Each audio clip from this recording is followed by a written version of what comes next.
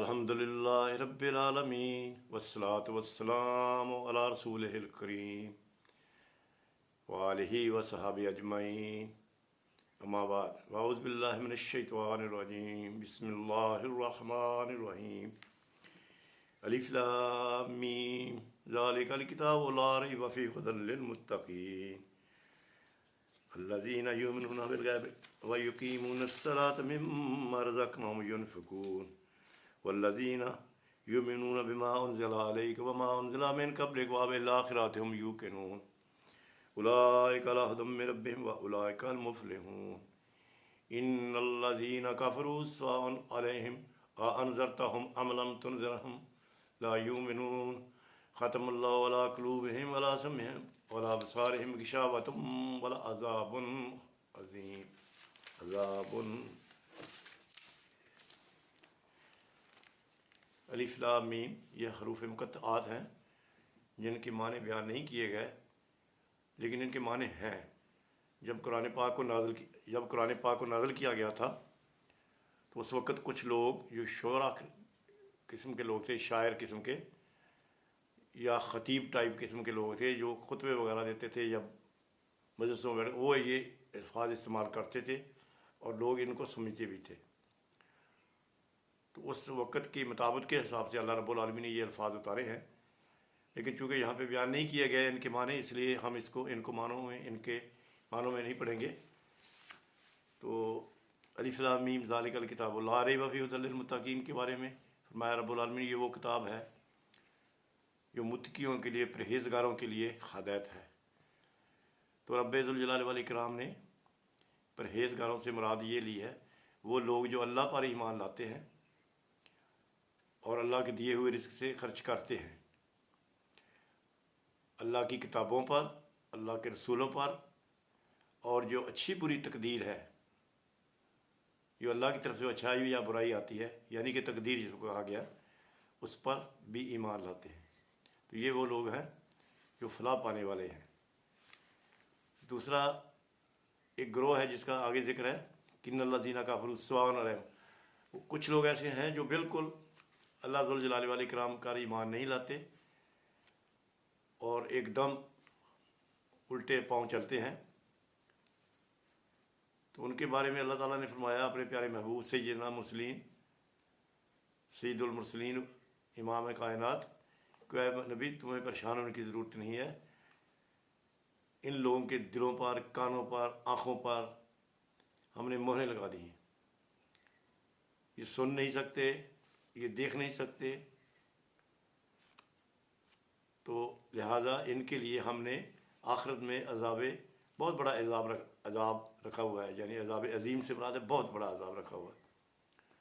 تو یہ دو گروہ ہیں۔ یہ اس پہلا جو رکوع ہے اپنے سورۃ بقرہ کا، اس کے اندر اللہ تعالیٰ نے ذکر کیا۔ اگلے رکوع میں ایک اور گروہ کا بھی ذکر کیا اللہ رب ذوالجلال والاکرام نے، جو تیسرا گروہ ہے، جو منافقین کا گروہ ہے۔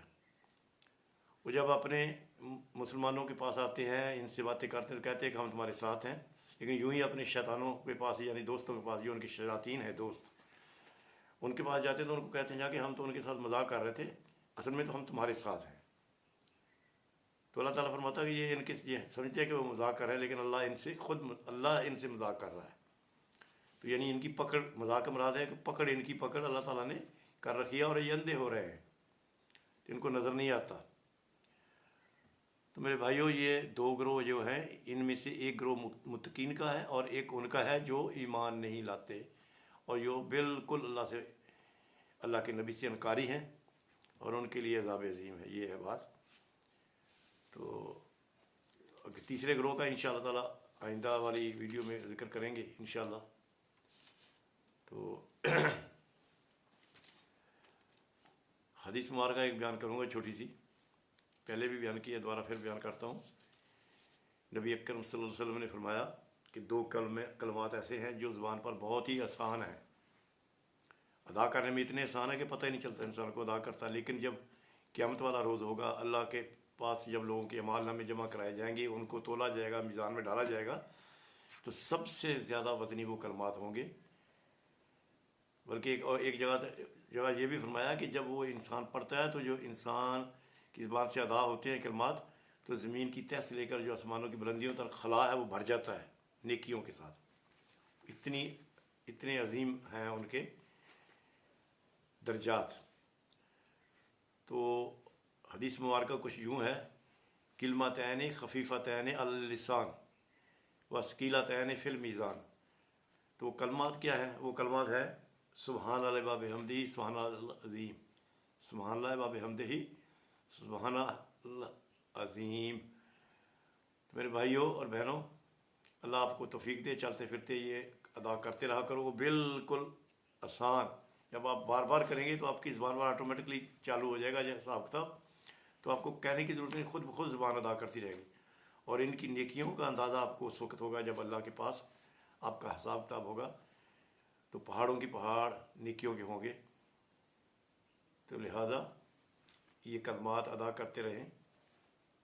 ایک اور چھوٹی سی حدیث بیان کرتا ہوں کہ نبی اکرم صلی اللہ علیہ وسلم نے فرمایا کہ جب کوئی یہ الفاظ ادا کرتا ہے گھر میں بیٹھ کر تو اس کو 10 نیکیاں دی جاتی ہیں۔ اگر وہ مارکیٹ میں جا کر، سوق میں جا کر وہی الفاظ ادا کرتا ہے تو 10 لاکھ نیکیاں اس کے حساب میں لکھ دی جاتی ہیں۔ تو عربی میں کچھ یوں ہے اس طرح حدیث کا کہ لوکن اقرا ھذا کلمہ فی البیت حصلت 10 حسنات، لوکن اقرا ھذا کلمات فی السوق حصلت 10,100,000 حسنات۔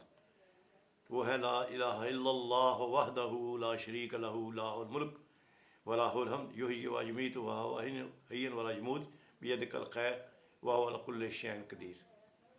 تو جب بازار میں جاؤ تو کوشش کیا کرو کہ یہ کلمات ادا کرو، 10 لاکھ نیکیاں۔